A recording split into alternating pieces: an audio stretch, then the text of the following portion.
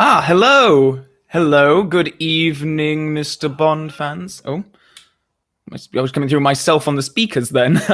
Can everybody see me and hear me, first of all? I always get paranoid that my microphone isn't going to work or something. I think I'm live. Yes. Hello. Hello, Billy. Yep. Thank you. Thank you, Oliver, Charlie. Twintron. That's a good name. Mr. Dyson, Mr. Voss. Hello. Oh, bugger me! There he is. Yes, yes. Here I am. Here I am. How are you? Well, I'm quite all right, thank you. Naoto, I hope I pronounced that correctly. Oh, hello, Vinny. Nice to see you. Hello, hello, hello. Right, sorry, I just need to go and see who's the first person because I'm the Ex Machina guy. If you're still with us, hello. You got the first live chat comment in, so well done on that. James Bond fan 1 million. Hello, Benjamin. Kalanikos, something like that. I'm sorry. This is mainly going to be me for 2 hours mispronouncing everybody's names. That's pretty much what this is going to be. Except for Ryan O'Neill, I can pronounce that. Hello. Sebastian Fitzpatrick, glad you could make it. Hello. Oh, it's nice at this point. I sort of recognize names and everything. It's very nice. Dyson, Calvin Dyson. Yes, that is me. Pronounced your name right the second time, Benjamin. Okay, Kalanik. I can't remember how I pronounced it now, but never mind. Okay, yeah, we can start with a question from Jack. Hi, what did you think of David Hedison's passing away? Obviously very, very sad. But it was, good for him. He lived to be a ripe old age. Bloody good innings. And he just seemed like a nice guy. Everyone who I was hearing, who I'd never met him, but I've seen people posting about him on Facebook who have met him and just said he was just like such a nice gentleman, nice guy, good friend of Roger Moore. So, yeah, very sad. Yep, R.I.P. indeed. Hello, Dr. Spectre 77. Slayer Darth, how's it going? Very well, thank you. How do you do? Hope you're having a nice Sunday evening, morning, afternoon, depending on where everyone is. Yeah. Howdy, Luke. Right, okay, so first things first, I have my bourbon, no ice, of course. Quite fitting, actually, for David Hedison, the drink that he didn't allow Bond to have in Live and Let Die. So, yeah, I'm drinking Kentucky bourbon, Jim Beam. So I've got a bit left in this bottle. We'll see how well we manage, but I've got my measure here to make sure I don't overdo it. So I know that I will be drinking doubles. This is a double. So how neat of you, indeed. Right, well, cheers, everyone. Happy Sunday. Yep. Normally have that with some ice. So that's, yeah, wow. Happy Sunday indeed, everyone. How does it taste? It tastes very nice, actually, because I'm normally I always thought I was a bourbon guy. Jack Daniels is my favorite drink. But someone told me recently that Jack Daniels isn't technically a bourbon. So I don't really know what Jack Daniels is if it's not a bourbon. I'm pretty sure they say that on the bottle, don't they? Is it smooth? The Futurist, hello. Very glad you could make it. It is quite smooth, actually. Yeah. Just takes a little extra work to go down. Yes. Senor Dyson, when will we get a Diminishing Returns of You to a Kill review? That one is scheduled in. Sol and Alan do all the scheduling for that podcast. And I think we're due to record it in a couple of weeks. So yeah, we're recording this week. We're recording Hot Fuzz, so that one's going to be coming up in a few weeks. Do you watch the Saint? Right, no, I should probably... Right, do I watch the Saint? No, I do not, Billy, but that is my plan at some point. I've got the Persuaders on Blu-ray coming, because I want to explore more of Roger Moore's oeuvre. And the Saint isn't currently available on Blu-ray here, and I'm a bit of a stickler for video quality, so I'm starting with the Persuaders, because that is on Blu-ray. Right, okay, so... Just a bit of housekeeping. I don't know how many of you have, joined before or not joined or whatever. So this is how this basically works: is that I just sort of answer questions. As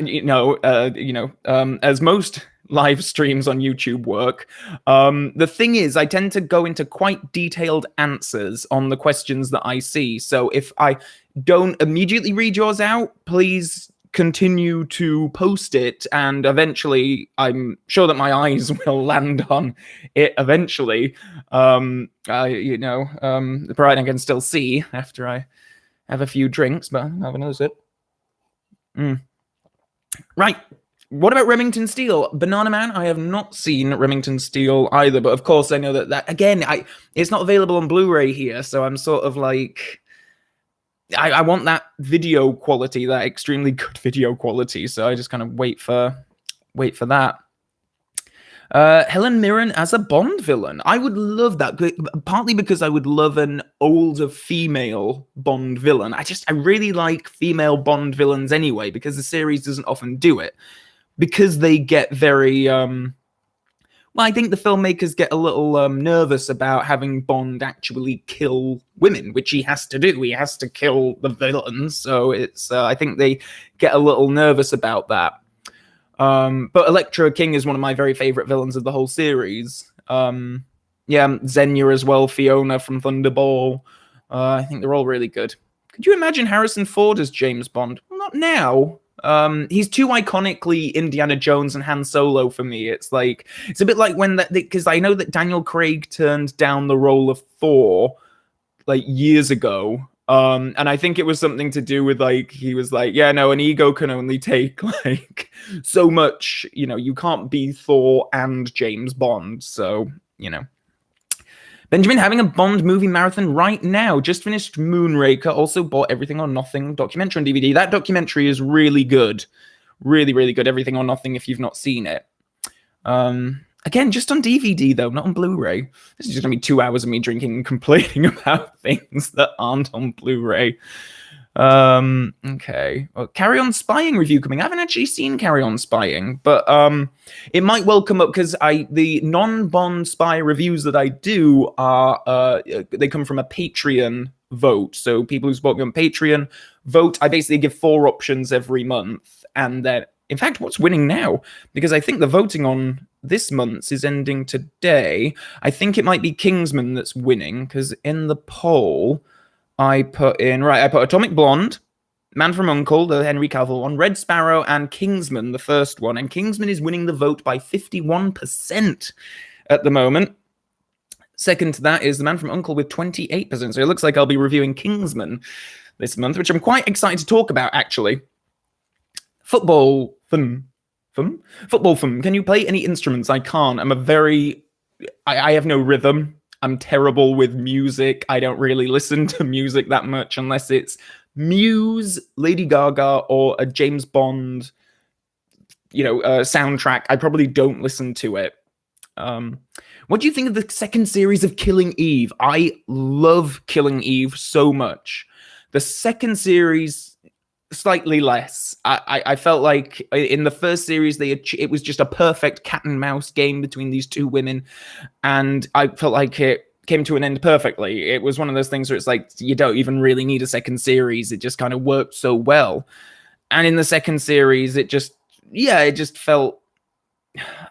I don't know. I just didn't really care for it as much. You lose some of the cat and mouse game in that second series, I think, just because the characters get familiar with each other. So it's like, well, right. No chance of a cover album of Bond songs then. No, absolutely not. Absolutely not. Can you learn music? I don't think it's as easy as that. I think it would take years of commitment that I probably don't have much inclination to take on. Right. Have you ever seen Alfred Hitchcock Diamonds Aren't Forever? No, I haven't. Is that the one with George Lazenby in it? It's like an 80s Alfred Hitchcock Presents episode, isn't it? And I'm pretty sure that George Lazenby plays a Bond-like character in it. Slayer Darth, outside Hitchcock and Bond films, what other franchises / filmmakers do you rate highly? Well, I'm just actually going through the Nightmare on Elm Street series again, because that kind of like 70s, 80s slasher horror movie is really a genre that I love. And I watched American Werewolf in London for about the 20th time yesterday. So I had some friends over. We had a movie day. Our movie day basically works like each of us bring a movie that the other two haven't seen. It's my friends Barb's and Anna, and we do this like annually. And my friend Anna brought Snowpiercer, which if you haven't seen it, it's on Netflix here in the UK. I don't know about in the US, but it's a really good like action thriller, all set on a train. It's post-apocalyptic. And basically it's just Captain America, Chris. It's not Chris Pine. It's another one. But yeah, it's got him in it, and he basically just needs to get from one end of this train to another. But Tilda Swinton's in it. Chris Evans, thank you very much for that, Monsieur Voss. Chris Evans, yeah. Snowpiercer is a great film, Hunter. Thank you. Tilda Swinton as a Bond villain. Yes, I would actually love that. I love Tilda Swinton. She's one of the very best actors. Anyway, she was fantastic in that film. I showed them An American Werewolf in London, and then Barb's film was Sunshine on Leith, which is this very fun, I think it's music by the Proclaimers. It's a musical set in Scotland. It was really nice. Anyway, please do a top 10 Bond vehicle chases. Yeah, no, I think that's definitely gonna be on the list. Worst part of Spectre. Oh, it's Blofeld on the Westminster Bridge at the end of the film, and he's like, just go on, just do it. And Bond's got the gun to his head, and he's like egging him on to kill him. I just hate that. It's just not Blofeld. Blofeld, what would Blofeld have to gain from Bond killing him there? Like, maybe Madeline then wouldn't want to sleep with Bond because she doesn't like killing, so great. Worst non-Bond Pierce Brosnan film, IT. If you haven't seen IT, it's hilarious. Please do seek it out. It's basically Pierce Brosnan's IT guy at work. He pisses him off or something, and then he just hacks into his smart home devices. So you just have Pierce Brosnan running around his house, like screaming at his smart speakers and smart lights because they're switching on and off. It's really bad, but very, very funny. Right. You mean Donald? Oh, sorry. I saw a question about Donald Pleasance then, and I was looking at that. What Bond song do you think is the sexiest? That is a very good question. I don't really associate them with sexiness, really. Some beautiful songs in there. Probably For Your Eyes Only. That was quite sexy. Right. Have you ever thought of reviewing Bond fan films? I haven't really seen many fan films, to be perfectly honest. Largely because there's just so much, like, still official Bond stuff out there, like books or whatever, that I need to consume. So that's sort of like how I use my time. Tom Patton, Calvin, do you care about the Marvel movies after Endgame? I don't know if I cared about them before Endgame, to be perfectly honest. I'm a fan of X-Men and Batman, but as far as superheroes go, that's kind of it for me. Inglourious Bastards Waltz, brilliant. Inglourious Bastards is one of my very favorite films. Can B99 get a drink and be right back? Very good. Got my drink here. I have not seen The Foreigner with Jackie Chan and Pierce Brosnan, but that's one that I've heard really good things about. Yeah, very, very good things about.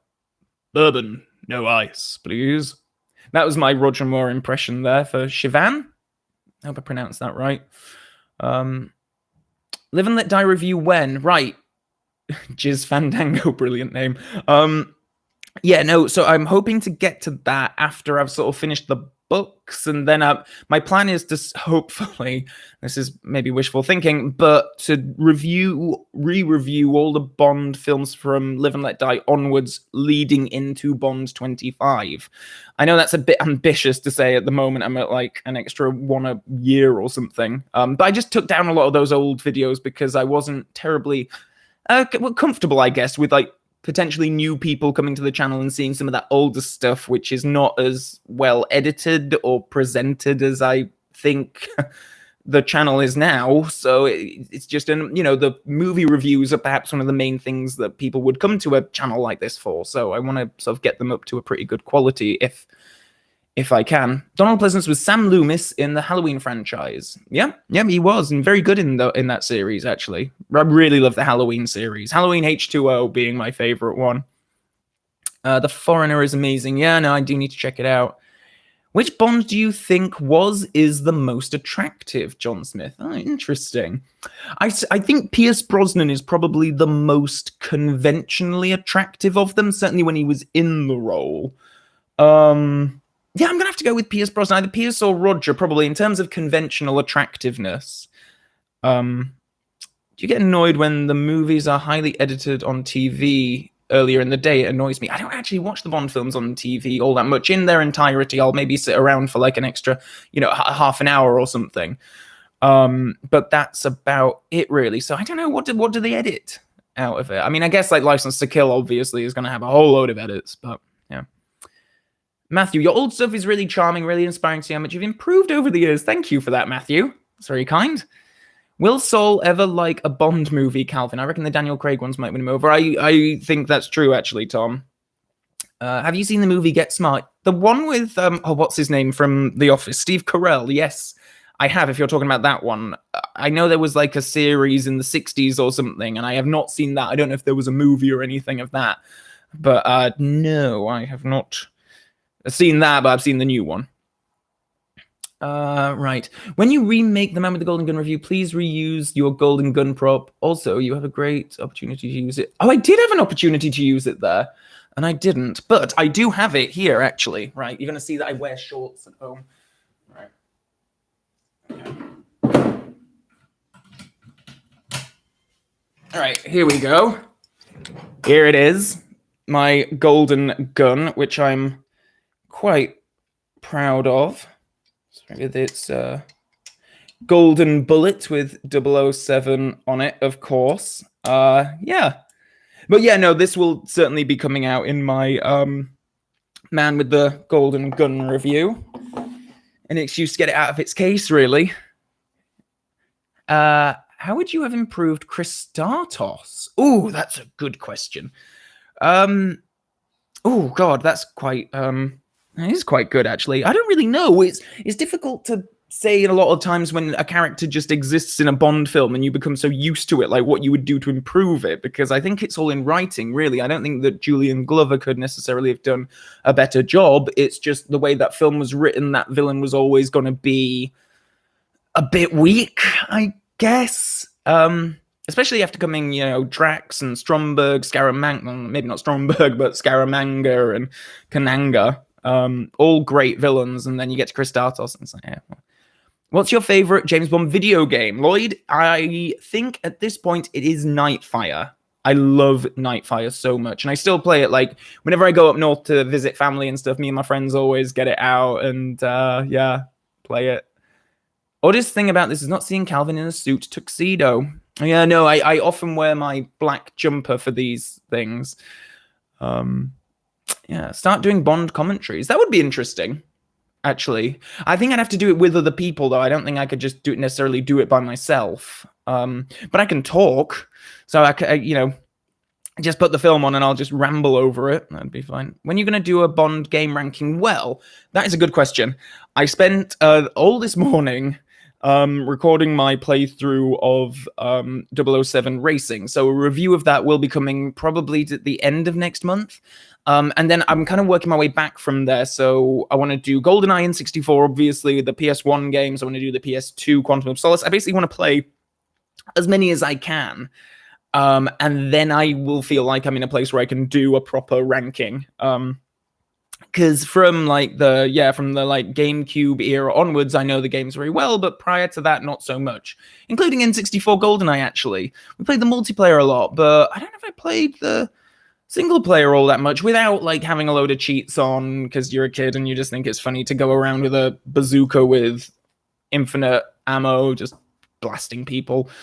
Do you watch the Bond films a lot? That is a very good question, actually, because I'm always surprised when I'm talking to other Bond fans and they say I haven't seen that film in 3 years or something. And I'm like, I'm pretty sure I watch them all at least once a year. Some of them more than that. Octopussy, Tomorrow Never Dies, The World Is Not Enough, Skyfall. I watch those an awful lot. Goldfinger. Those are my comfort food Bond films, though, so I watch those. I'm just in need of a bit of a cheer up, really. I was very ill a couple of weeks ago, and I just sat there watching Octopussy, feeling sorry for myself. I had stomach flu. It's bloody horrible. But Octopussy cheered me up no end. So yeah, I always say like Bond films are just like the best kind of just comforting, like, oh yes, just chill, escapist, brilliant entertainment. Command of Solace on PS2 is in Gem. I've heard that. That's why I bought it. It came in the post recently. What Bond have you seen the most? Probably The World Is Not Enough. It's probably either that or Octopussy, I think. What's the most Bond thing you've ever done? Oof, that's a good question. I'm not terribly Bondian myself. The Secret Cinema thing, I did that like last month, and that was, I felt like, and well, maybe not like Bond, but like a secret agent, and I was very much like doing the eyebrow, walking around and with a martini in hand. It was quite nice. Scariest Bond villain death? That's a good question. Milton Crest, that one where his head blows up in the compression tank, is so horrific, really, really painful. I think it's because we linger on his pain, like as the pressurization thing is going on and he's just like screaming and stuff. And Bond villain death, you don't often linger on them like that. It's not a drawn out thing. It's often just like a one, but then similarly in that film, Benicio del Toro's death is very much dragged out when he's going into the grinder thing. Worst voice dubbing in a Bond film? Oh, that's a good question.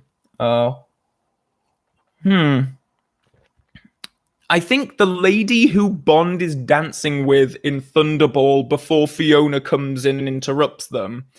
And she says something along the lines of, "You could have told me your wife was here," or something like that. I don't know, there's a lot of really bad voice dubbing in Thunderball. Do you ever get bored of James Bond, Marcus? That is a very good question. I've definitely gone through phases where it's like every now and then my fandom may, peaks and troughs.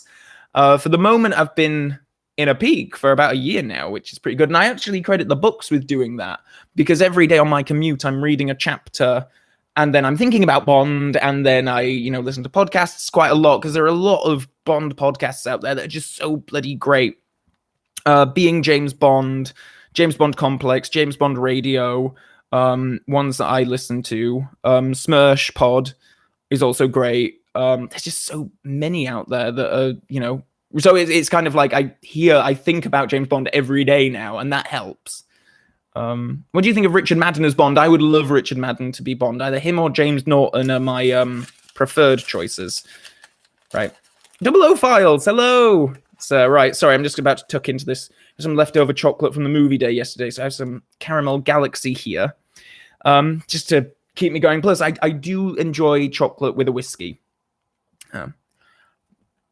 Did you see the episode of The Simpsons with the smart house voiced by Brosnan? Yes, it was brilliant, and I love that bit in the Simpsons episode where they're picking the voice for it, and one of the kids, I think it might be Elisa, says like, "Oh, hey, we can have James Bond's voice on here." And Marge goes, "Oh, George Lazenby."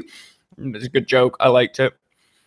Have you ever heard of the fan-made Bond song 00 Inside? Oh, yes, I heard that recently, actually. I think it was that one anyway. Someone linked it to me on my Facebook page. Do you have any guesses for the title of Bond 25? I have absolutely no guesses. I think that one of the more likely things being battered around is that the film might just be called 007, which I'm not a fan of myself. It's a bit like how I wasn't a fan of Spectre being called Spectre, because like, ooh, that is an element that is in a lot of the films, and to single this one out as being Spectre annoyed me a bit. I'm just looking at the poster now, which is over there, the poster of all the posters, see if there's ever been another one like that. I guess perhaps The World Is Not Enough has a quality of that, but that was only ever mentioned in On Her Majesty's Secret Service, so I don't really see that as being much of a, reused sort of thing. What's your opinion on the Avengers 60s TV show? Another bit of classic British TV that I haven't seen. Again, because it's not available on Blu-ray yet. Did you know Lazenby was in Batman Beyond? I did not. Is that the animated film? Calvin, do you have Discord? I do not have Discord. Oh, no, wait, I do have Discord because I had to use it to arrange Pokemon Go raids. When I say arrange, I mean lurk on it for the Southwest London rooms and then just lurk behind a corner because I'm too nervous to go and say hi to anyone. Best Bond suit. I love a white tuxedo. I love start of Goldfinger Connor in that white tuxedo really is something special. I also like Craig's suit in Skyfall when he's going into the casino in Macau. Did you know that Jane Seymour wants to return as a villain? I did not know that. That would be cool, but also probably not. It'd probably annoy me. Much like how if Sean Connery had played the role of Kincaid in Skyfall, as was sort of rumored, that would have annoyed me as well. So, yeah.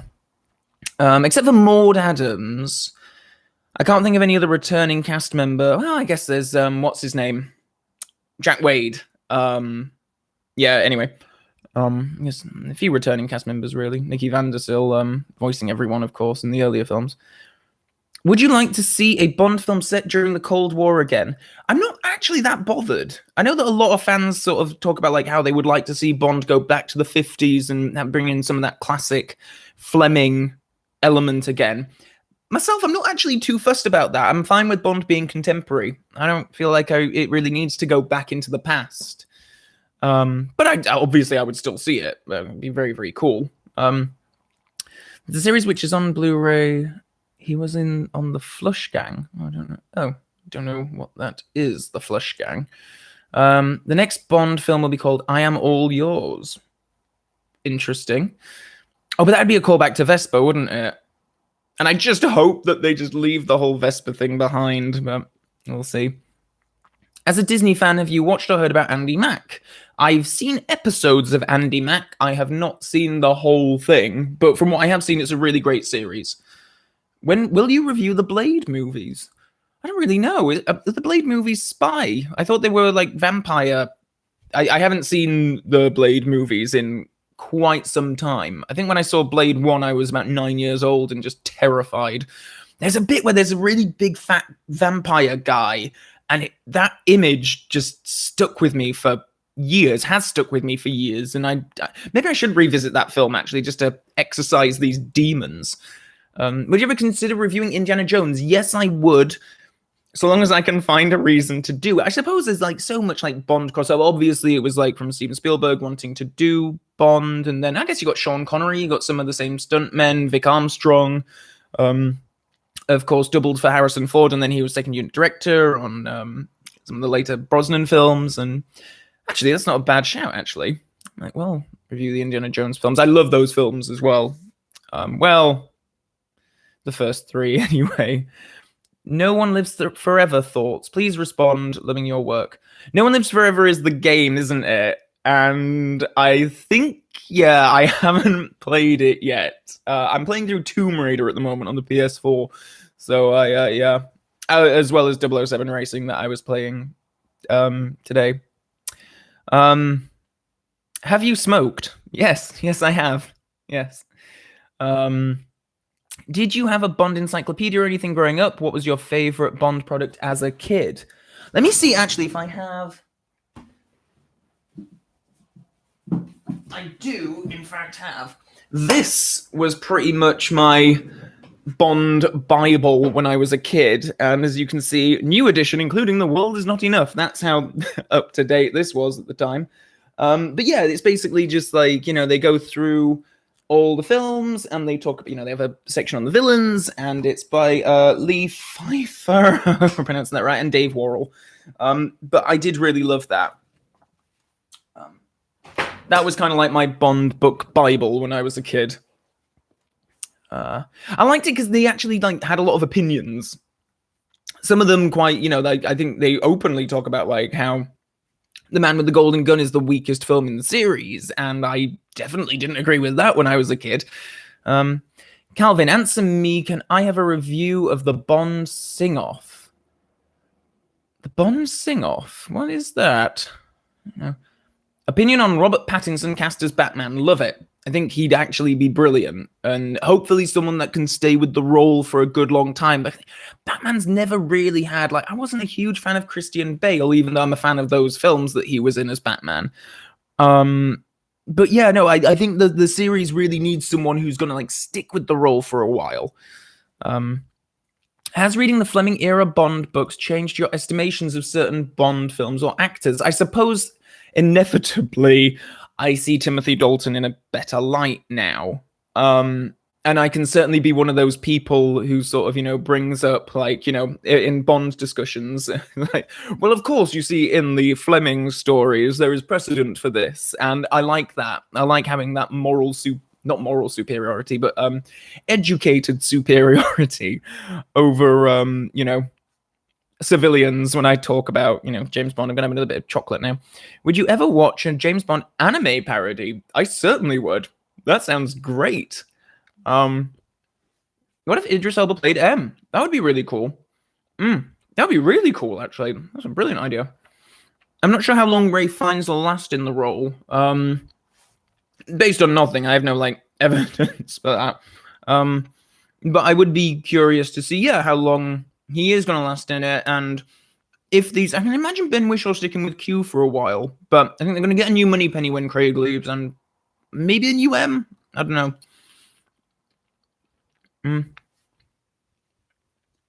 I'm just eating chocolate. Best live stream ever.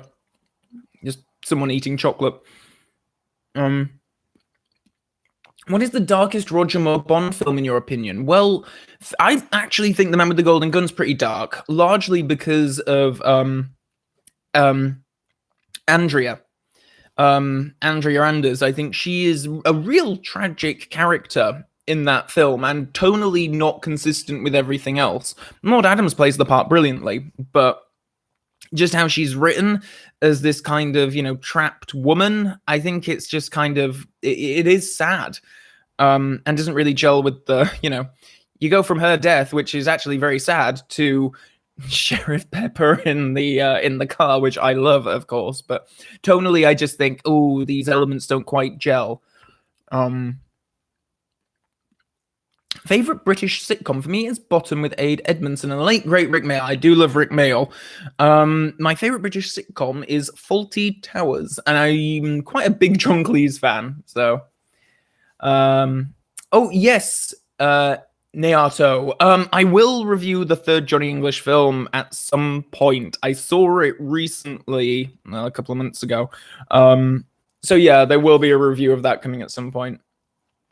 What do you think is the most light-hearted Moore Bond film, and why? Probably, probably The Spy Who Loved Me. I know that Moonraker is sillier, but there's still just a little bit of edginess to it, like the bit where what's her name, Corinne, is running through the forest and the dogs are chasing after her and all that. I think that there are very dark elements in that. But tonally, I think it's more consistent than The Man with the Golden Gun, interestingly. You're very welcome, Neato. Again, I hope I'm pronouncing these right names. Did you 28?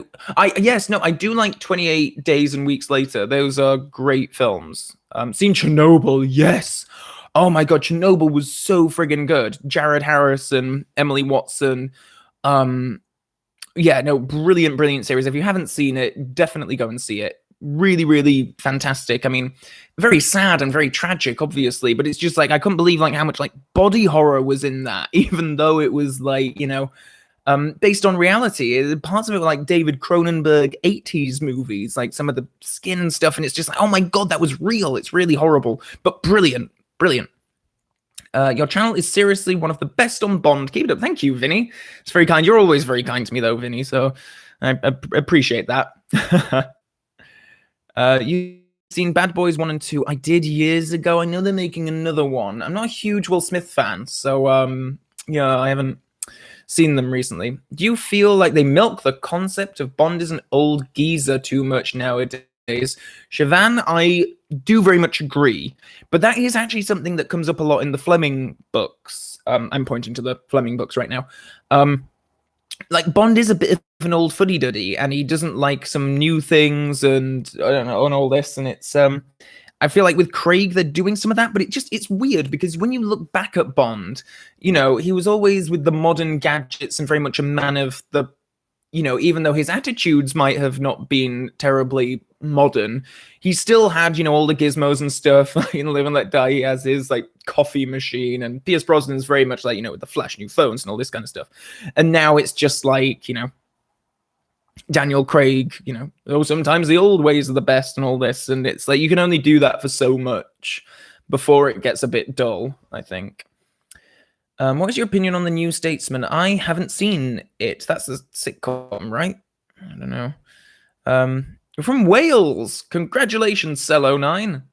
Have you read any of the non-Bond Ian Fleming books? I'm currently halfway through Colonel's Son, but my plan is to read all the official Bond books from, now that I'm finished. Well, I haven't put on my review of Octopus and Living Daylights, but I have read it.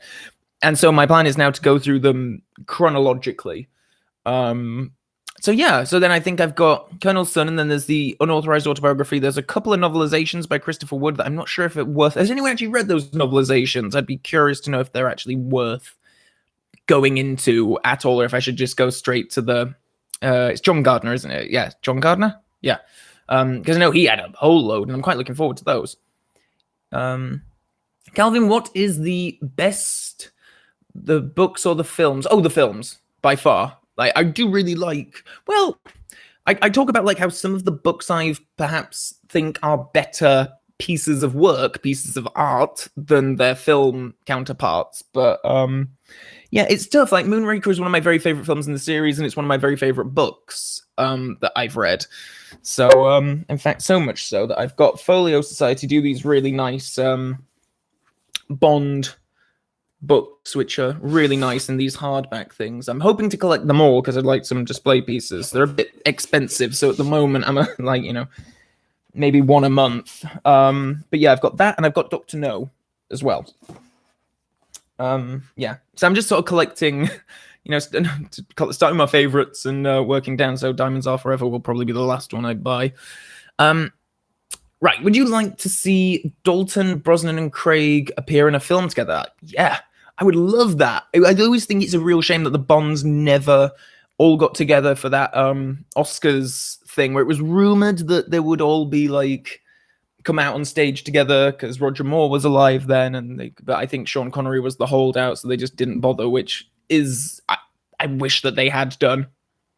I love there's that video of the paparazzi running up to Pierce Brosnan, and they would, because it was in the news a lot, are they gonna have all the Bonds on stage or not? And someone ran up to Pierce Brosnan and was like, "Hey Pierce, is this happening?" And Pierce was like, "Oh well, there'll be, there won't be one actor turning up," obviously meaning himself. And the paparazzi was like, "Oh, does that mean that Sean won't be there?" And Pierce was just like, it was pretty funny, I thought. Will you review the other Harry Palmer films? Quite possibly, if I have the time to get to them. I've been reviewing a lot recently, so which I like, don't get me wrong. Shouldn't you have a cigar with your bourbon? No, I've never actually had a cigar, Tom, so I don't know, and I wouldn't want to have one on a live stream for the first time, because then I would probably spend the next hour and a bit just hacking up my throat, which might well be of interest to people. I don't quite know, but my dad smokes cigars, but no, I've never had one. Worst Halle Berry film? Oof, there's a lot to choose from. A decent Halle Berry film would probably be an easier question to answer. I didn't like Catwoman. I thought Catwoman was really bad. Siobhan, you're drunk. I'm not actually, but then I have been rabbiting away, talking away for so long that I've been drinking my bourbon. What do you think happened to Irma Bunt after she killed Tracy? I think it's a big shame that is something that was never brought back into the series. And I know that the actress Ilsa Stepat, again, I hope I'm pronouncing this right, I know that she passed away, so they just retired the character. But for a character with such significance in the series, I'm surprised that they never brought her back. And I'm yet to come across a bit of extended media that uses that character, because I was really interested in actually playing the 007 racing game this morning, because it was they have Whisper from Live and Let Die and Koskov from The Living Daylights is in it as well, and Jaws, and they kind of made an effort to get these like surviving Bond villains at that time back into the game, which I thought was really interesting, and I'm surprised that no one's ever done that with Irma Bunt. I think she's a character that the fans remember. The fans know her very well, but I don't think the general public do all that much. And obviously, there was supposed to be that character in Spectre. She was in some of the earlier scripts. I have not read the scripts for Spectre, the leaked ones, where there was supposed to be like this Rosa Klebb, Irma Bunt character who was sort of like Blofeld's right hand woman, but for whatever reason, I think she just got cut out. Do you prefer the older or modern Bond films? I suppose my sensibilities are more for the newer ones. I certainly those first three Brosnan films are some of my very favorites, and I go to them quite a lot. With the Connery ones, it's just some of the Terrence Young ones in specific. Some of the filmmaking techniques are just so slapdash, and I can only think to put the blame on Terrence Young, because even though he was incredibly important in establishing the tone and the character of Bond, there are just some edits and stuff where you just know that Peter Hunt was like, how the hell do I put this together? Like, you literally have given me nothing.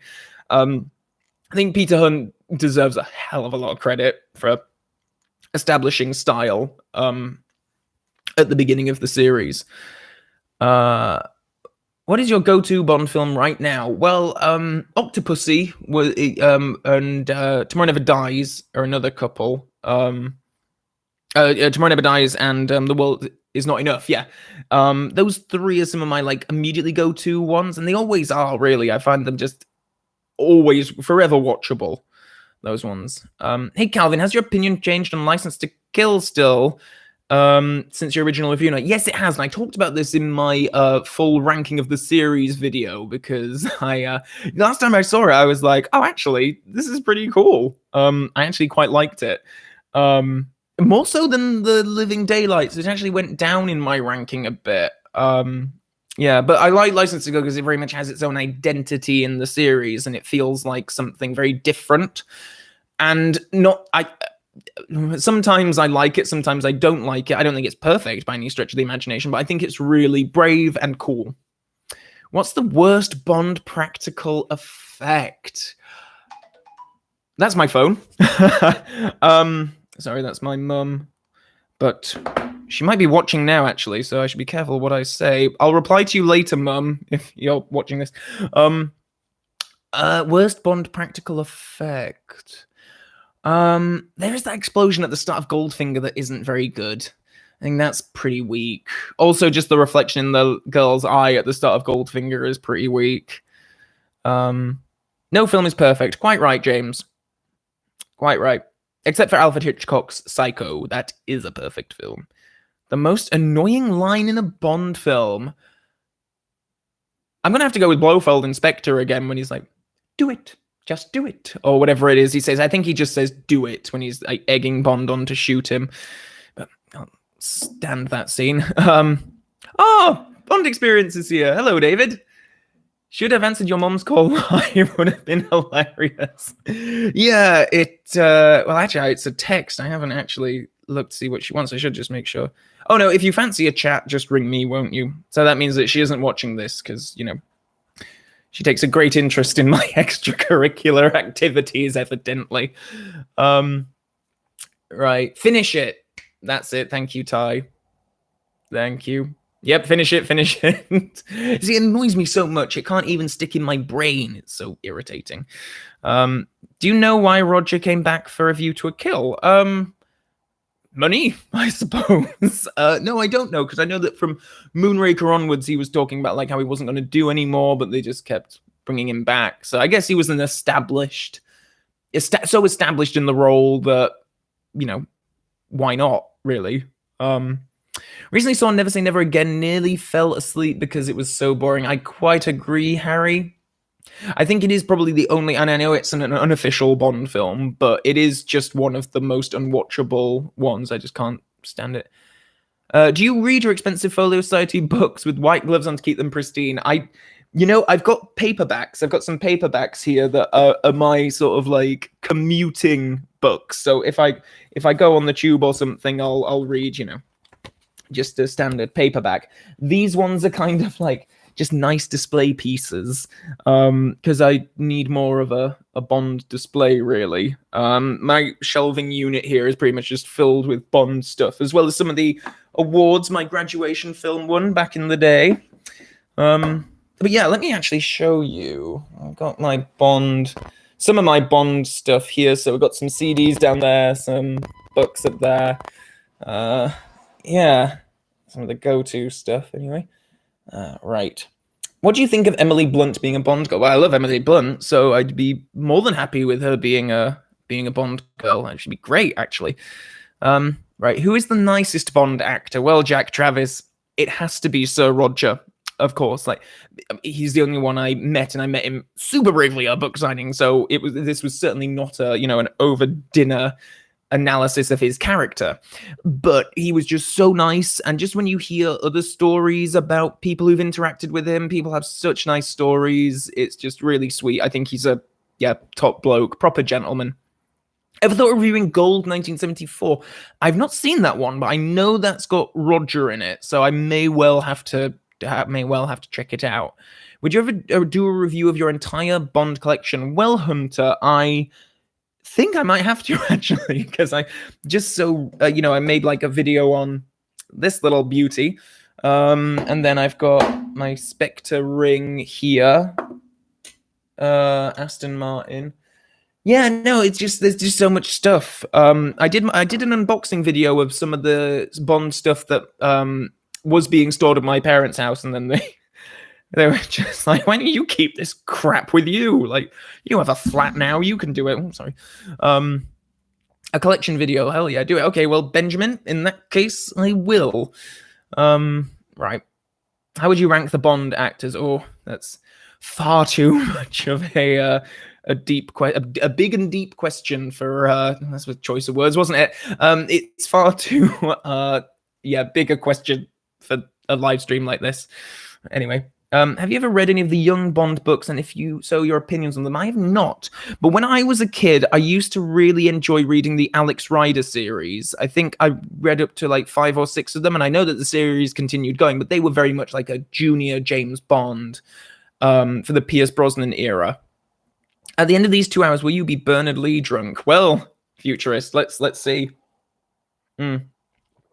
Was Bernard Lee known for getting completely hammered? What is your holy grail as far as collectibles you want?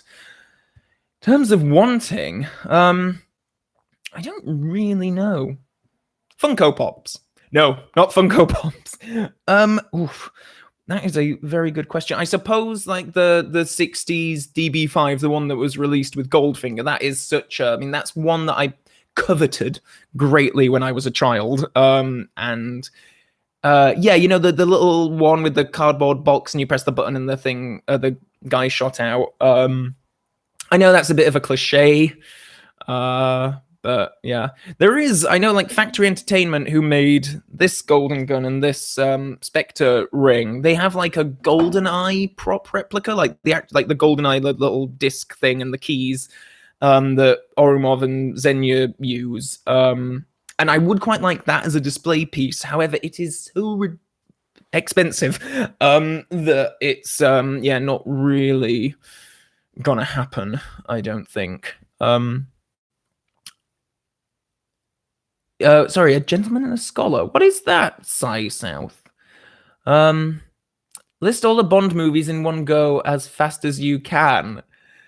Dr. No from Russia with Love, Goldfinger, Thunderball, You Only Live Twice, On Majesty's Secret Service, Diamonds Are Forever, Live and Let Die, The Man with the Golden Gun, The Spy Who Loved Me, Moonraker, For Your Eyes Only, Octopussy, A View to a Kill, The Living Daylights, License to Kill, GoldenEye, Tomorrow Never Dies, The World Is Not Enough, Die Another Day, Casino Royale, Quantum of Solace, Skyfall, Spectre. There we go. I hope that made your night. Listing them very fast. Would you say you hate Spectre? Hate is perhaps a strong word. I dislike it greatly. No, maybe not greatly. No Bond film is unwatchable, or all have qualities that are, watchable, except for Never Say Never Again, which I think is a really dreadful film. Really, really dreadful film. Have you played the PS1 game Tomorrow Never Dies? I have not, but after I've played The World Is Not Enough PlayStation 1 game, then I'll go to Tomorrow Never Dies PS1, I think. Do you watch Love Island from Banana Man? I'm not sure if you're watching from another country, you might not know what Love Island is, but it's a British reality show in which a bunch of very attractive, but also very intellectually challenged, I hope that's fair to say, people get put on an island and they have to, like, get off with each other, I think. That's pretty much it. It's basically like Big Brother, but with an emphasis on, right, you're gonna touch each other. And it's very popular here. I do not watch it. I've seen clips, and it's not really for me. I don't really like reality television all that much, unless it's some kind of like Louis Theroux documentary. I watch that, and well, I mean, that's not reality television, really. That's a documentary. But yeah, I don't really do much reality television, except for I'm a Celebrity, Get Me Out of Here. And X Factor, actually. I'm a really big X Factor fan, and people are always really surprised when I say this, and I'm like, yes, I watch it religiously. I have an encyclopedic knowledge of contestants on that show. I'm not a music person. I don't really listen to much outside of Muse, Lady Gaga, Bond, and film soundtracks, and yet I'm obsessed with the X Factor. I have no idea why. Have you ever written a Bond book fan fiction, or would you think about doing it after you finished the books? I don't think I'm really... No, I couldn't. It's one of those things where it's like, I love it too much. I wouldn't want to, yeah. I wouldn't want to, my mum just WhatsApped me now, asking me to ring her. I'm not gonna ring my mum while I'm on this live stream. Can you drive? Yes, I can, Paul, legally. I wouldn't be very comfortable behind a wheel, because I haven't driven properly in quite some time. But yeah. Have you ever received any negative response for liking Craig's Bond? No, not at all. I thought that Craig's Bond is quite well regarded, isn't it? I think fans are getting a little bit fatigued now, I think, by Craig, but, like, you know, I don't know. I think he's still quite well regarded. What year did you get into Bond? Oof. It will have been about 1998, 1999, something like that. I was like 8-9 years old then, so yeah. I'm going to be 30 this year, can you believe it? 30. Daniel Craig is an excellent Bond. Quite right, Benjamin, I agree.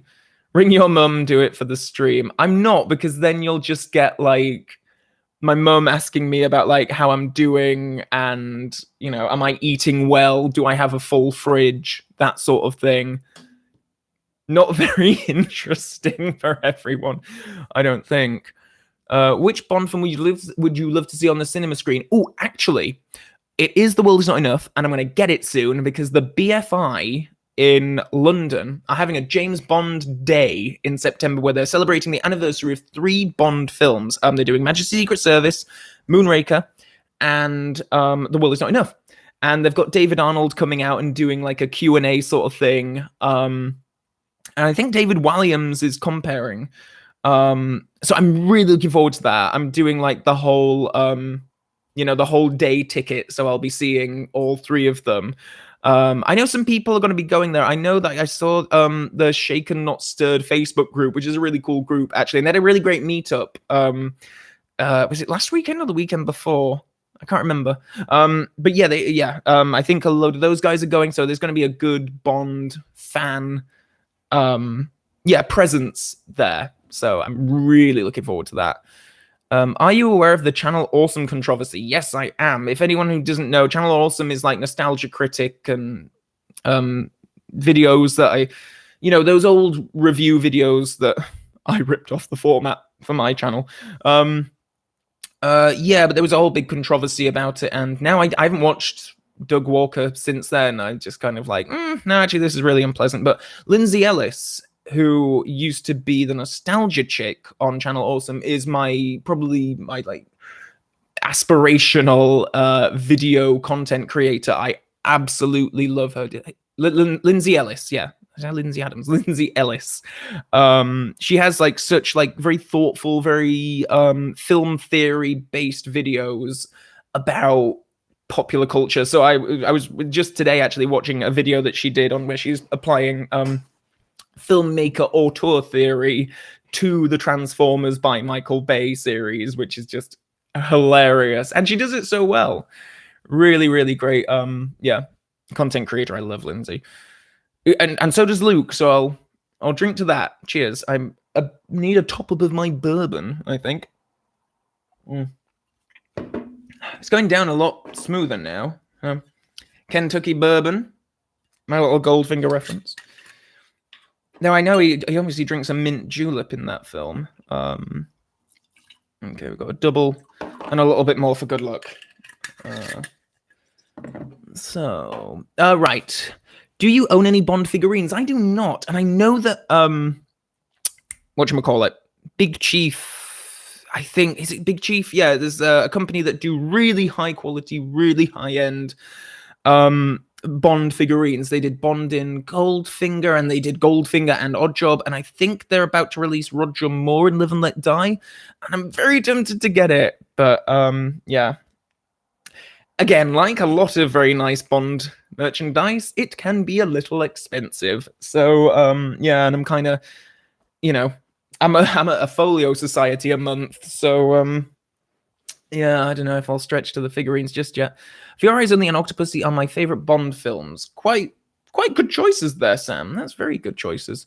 Which sequences from the Bond novels, if any, would you like to see adapted into a Bond film? I personally like the idea of a brainwashed Bond attempting to kill M. Yes, I quite agree with that. That was in The Man with the Golden Gun, which I put my review up for that earlier today. Great scene at the beginning where Bond is brainwashed and his mission is from the Russians is to come and assassinate M, which is crazy. It's like this insane part of the book. But yeah, that would be interesting to see adapted into a film. I don't think they ever will do it because it immediately makes Bond look weak because you are saying that, oh yeah, the Russians can brainwash him. Or I guess in this day and age, it wouldn't be the Russians. Or maybe it would be the Russians, actually. Yeah. I'm planning to make a clay model of Daniel Craig's Bond if I have the time. That's a really good idea, Benjamin. You should, should post about that if you do it. That'd be really cool, actually. I've never thought of that, really. Doing personal artwork of, Bond films. Kate Winslet as M.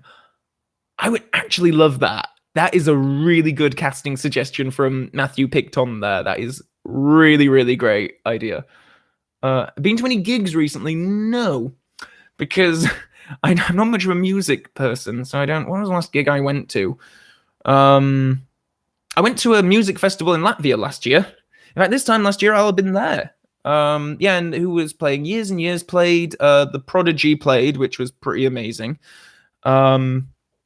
Even though I didn't see them, like literally it was quite far back in the crowd, and it was just pyrotechnics and smoke and lights, and all it was fire starter. And I was like, oh, I guess that's them if I squint. Timothy Dalton as M. I would not like a former Bond actor to return to the series, I don't think. I like to kind of leave them in their own era, and that's where they exist. Sorry, my Alexa just started talking. I shouldn't say her name because she'll keep on talking, but my speaker just picked up on something I said. But then they are listening to you all the time. You probably won't have heard it on this microphone, but yeah, a bit nervous now. Technology is listening to me. About like Pierce Brosnan in IT. Someone's hacked into my smart home, and I'm just going to be running around screaming at my smart devices all evening. Have you seen Yesterday yet? If so, are you more disappointed about Boyle leaving Bond 25? I haven't seen Yesterday. I don't really get to the cinema all that much anymore. It's a bit of a shame. At the time, I think I was quite disappointed with Boyle leaving Bond 25, but now not so much. I'm kind of happy with what I've been seeing anyway in the news, what we've all been seeing in the news and everything. So it's yeah, I'm fine waiting an extra 5 months if the film is going to be as good as what I hope it's going to be. Seen the new Lion King yet? No, I have not.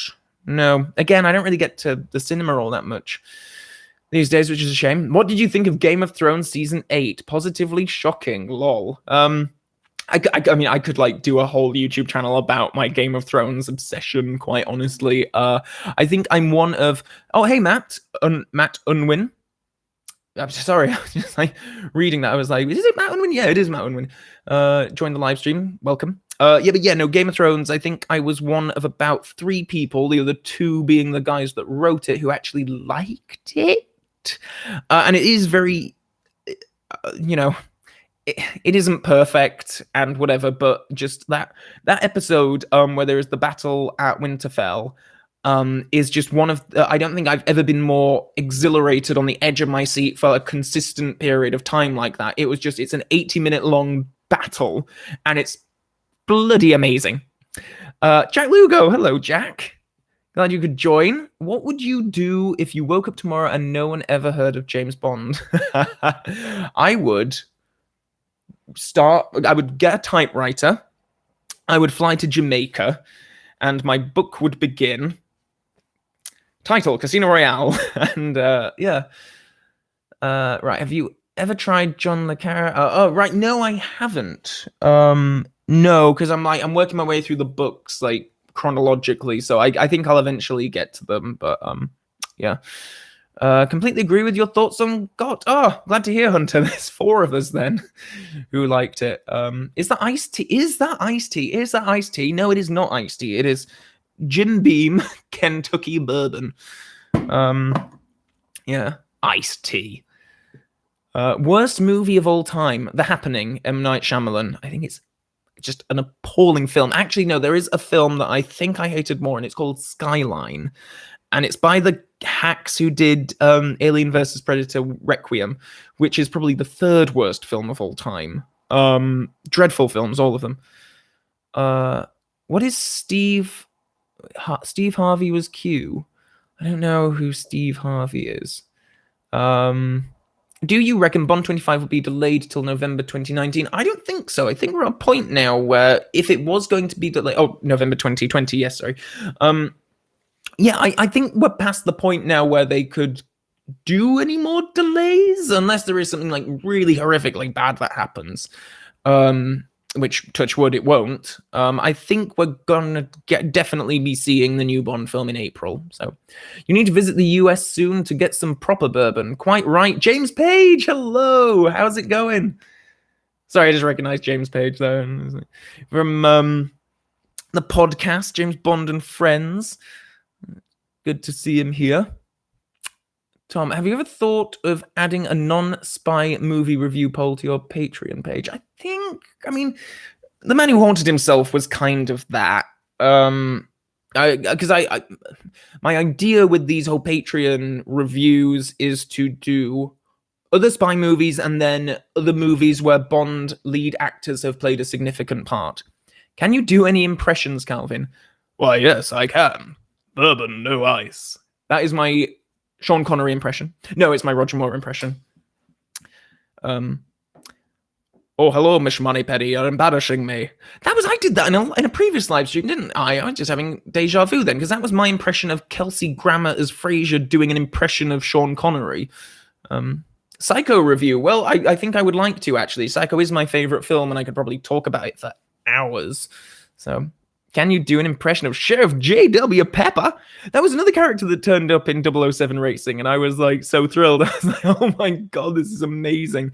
Unfortunately, they didn't get the only like movie voice actor that they actually get for the game is John Cleese to come back as R, or Q's assistant.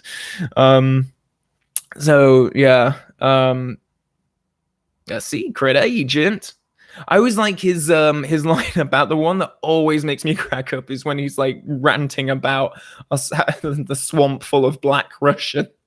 It's just, he's just so funny. Frenzy. Sorry if my voice was breaking then. I am nearly 30, so it's about time that it broke, I suppose. Frenzy review. Frenzy is one of my favorite Alfred Hitchcock films, and I would quite like to have an opportunity to talk about it. So yes, secret agent on whose side? I love Sheriff Pepper. How easy is it to do an American accent? Well, Jack, it's very easy for us English people. No, that was a terrible American accent. Okay, let me try and do a genuine one. Okay. Well, Jack, it's kind of easy for us Brits to do American accents because so much of our media is American focused. So I turn on the TV, I just see an American talking. That was a dreadful impression. Oh my god. I sure am, boy. Will you review Psycho by Alfred Hitchcock? I would like to. Calvin, can you answer me? In Bond 25, the DB5 gets a car chase in the movie. Can you give your thoughts? I would like the DB5 to be involved in a proper car chase with gadgets involved, because I don't think we've seen that since Goldfinger. Obviously, there was the car chase in GoldenEye with Xenia, and Skyfall, it got its gadgets out, but it was stationary, so I'm all for it being involved in a proper, action-packed car sequence. Here's David from the Bond Experience. Not a bad American accent, but your English slipped through here and there. Thank you, David. I will take lessons from David. I need to take lessons from David just on how to be James Bond. If you've not seen his channel yet, you must go over and check out his videos and subscribe right away. He's like, because I met him recently, so I know how awesome a guy he is. But he's, really, part of the James Bond, the James Bond Experience. That the clue is in the title. But the clothes, the training regime, which is really impressive that he does. It's he does like what James Bond would have to do in real life to be in the shape that he is, not like in the Fleming books, which is more the Bond experience that I have, which is mainly just drinking and smoking. Have you ever played Uncharted? If not, you might like it. I've not played Uncharted. I don't think I have anyway. I always get that one mixed up with Far Cry. I can never remember which one's which. That's iced tea. That's not bourbon. It is. It's bourbon. I swear to you. Look. Bourbon. And I didn't just fill this with iced tea.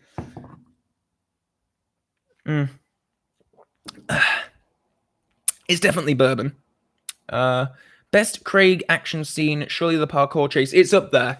I don't think I ever really appreciated that action sequence when I was first watching the film Casino Royale, because it's sort of like, oh, I want gadgets and I want like fast cars and stuff. Whereas now I watch it and I'm like, holy hell, this is amazing. Calvin's actually American and been doing a Yorkshire accent for the last 10 years. Brilliant. I do get that actually from people who meet me for the first time and they're like, oh, are you American? I'm like, no, I'm not American. I'm Northern. Will the next live stream be a few Heineken? Skyfall reference. I was actually thinking about doing that today. So I'm just stuffing my face with chocolate again. But this time, because last time I did a mint julep, which was quite disappointing. So this time I wanted to stick to something that I know and love. Iced tea, no bourbon. Sorry, again, this would be really obnoxious to hear this over a microphone, just someone chewing. Boris as PM, I'm not going to talk about real-world politics. Let's keep it light, keep it happy, Oh, Darren's a fan of Scotch over bourbon. I mean, I wouldn't say no to a Scotch, but Macallan's a Scotch, isn't it? Yeah, the brand that Bond drinks in Skyfall, because some work colleagues got me that for a birthday present a few years ago. And since then, it's become my favorite Scotch. It's absolutely fantastic. Well, there's a moon over Bourbon Street. Quite poetic. I don't know what that quote is from. Dario or Necros from Jack Travis. Dario, I think. I'm a Benicio del Toro fan, so. Bond ASMR video. I don't know what ASMR is. Calvin, what do you think of Jurassic World Fallen Kingdom? I like Jurassic World Fallen Kingdom. I thought it was a great Jurassic Park film. Really, really big fan of that one. If you feel compulsion to munch ice a lot, it could mean you have an iron deficiency. I'm not munching ice, I'm munching chocolate. And this is bourbon no ice, Luke Hoffman. Just like what Sir Roger... Actually, I'm not sure if he ever actually gets to drink it in Live and Let Die, does he? Because when he first orders it, he sort of spins around in that booth, and then later on he orders it, and Felix is like, oh no, we'll have some Sazeracs, isn't it? Yeah. I like Jurassic World Fallen Kingdom too. Very good, Benjamin. Very good. Lily James as a Bond girl. Yeah, go for that. She's a great actress. Is Halloween 3 better than Sex? No. No. Easy question there. Yeah. No, it isn't. Calvin, what do you think of Kubrick's The Shining? I'm a big fan. big fan of The Shining. Matthew Harkin, can you pretty please do your best Pierce Brosnan pain face? There we go. That was my Pierce Brosnan pain face, and that's going to be a screen grab that's going to haunt me for the rest of my life. Most disturbing film you've seen? Oh, that is a good question. There is one film that I saw quite a while ago, and it's called Creep, and it's about this, I can't remember her name, Franca Potente, I think is her name. She's the girl from the first Bourne Identity film, and she's in London, and she's on the tube late at night, and there is this monstrous thing chasing her and killing people, and that, sorry, I shouldn't swear, that messed me up, to put it lightly. So yeah, all right. If James Bond was on social media, which would it be? Oh, Facebook, perhaps. Easy to spy on people, easy to stalk. Have you ever seen Love Punch? No, I have not.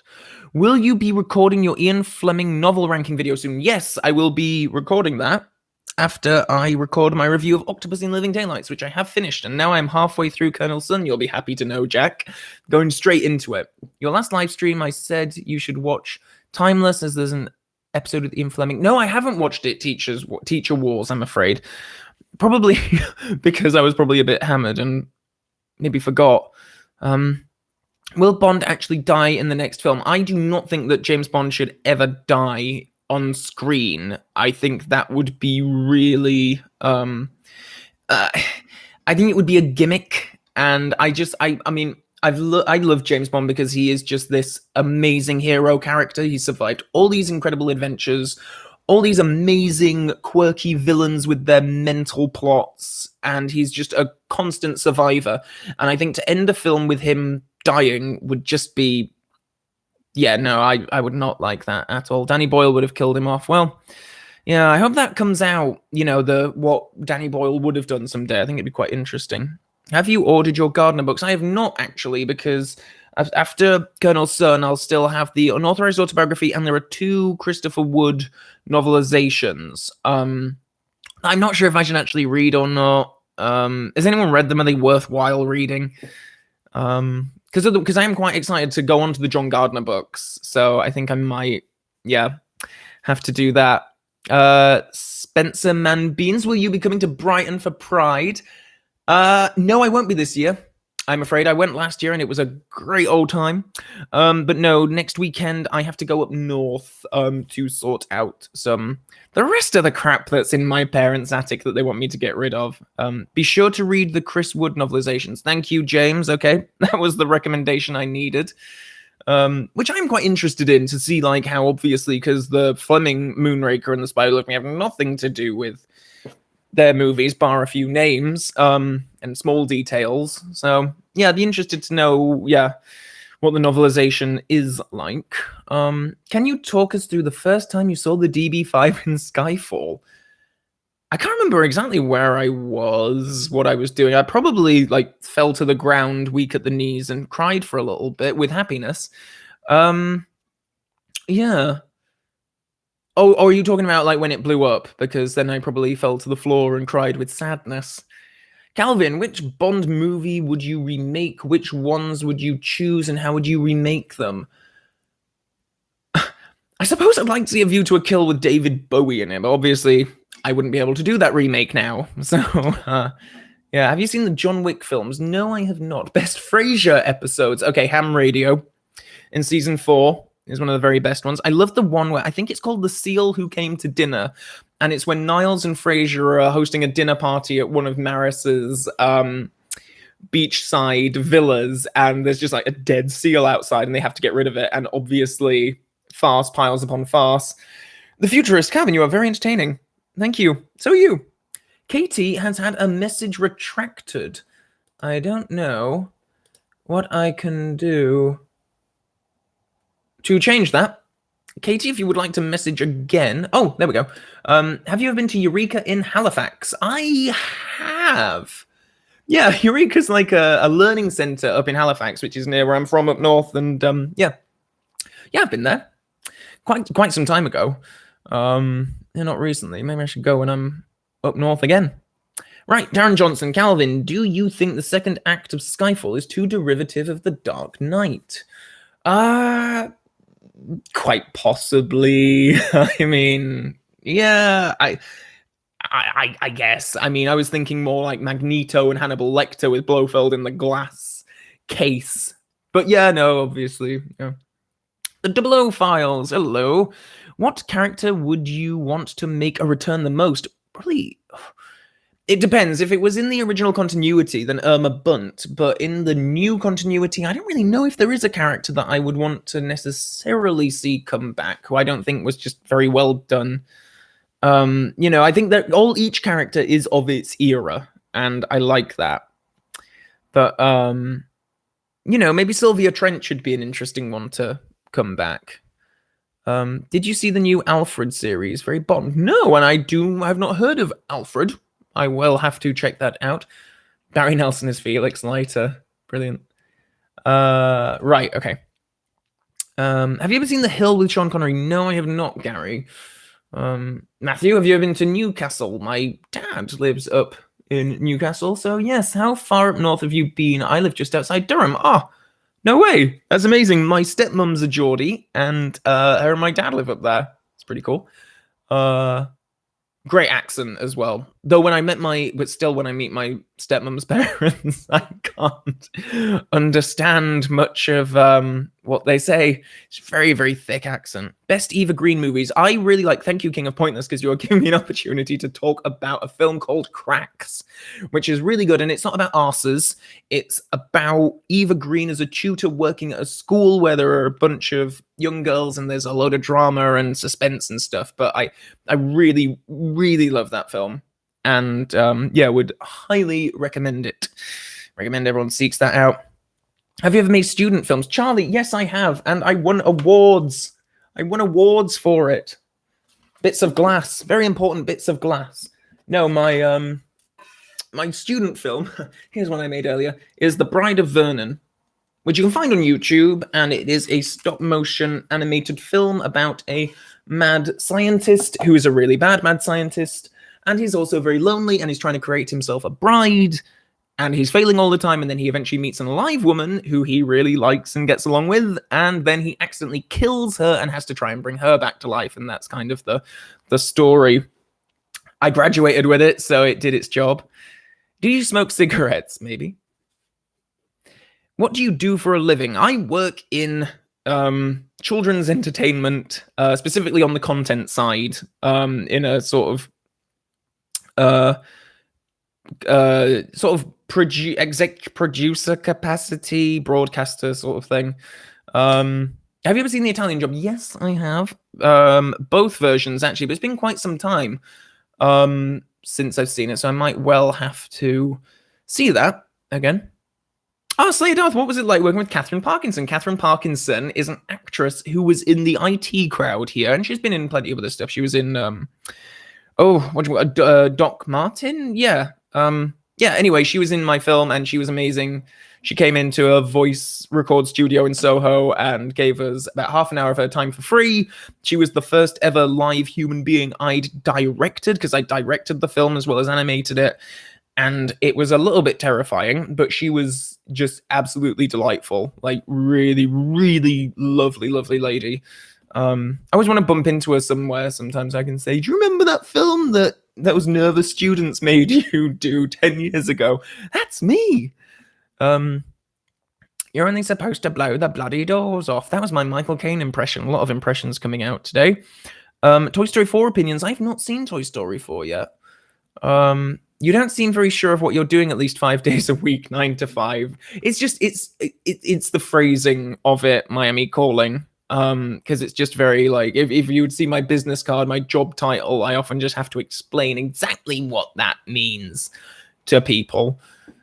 Should Pierce Brosnan have played should Pierce Brosnan have played Bond? This is taking effect, this iced tea, for a fifth time. I would have loved to have seen a fifth Pierce Brosnan Bond film, but I'm fine that we got Craig instead. I'm okay with that. What brand of cigarettes do you like other than your regular switches? Switches. I don't know what that is. Right. Why bother getting Andrew Scott to waste him on such a boring character? I quite agree with that, of course, referring to C, Inspector. It also just annoys me how many characters in Inspector. You've got M, Q, C. It's like going through the whole alphabet. Why not bring R in? And there are 2 M's. Hey, Calvin, how's it going, mate? It's going very good, sir. I hope it's going well for you as well. When are you going to direct your next short film? Well, unfortunately, with it being animation, it takes a long time. So I don't think I'll be directing anything in the near future. Smoking kills, mate. Solo 9 certainly does. Where's your favorite fight sequence in the Bond films, Calvin? That is a very good question. I really like the one in Diamonds Are Forever in the lift. I think that's really cool with Connery and the stunt guy and their fighting in the lift. I think that's a really cool scene.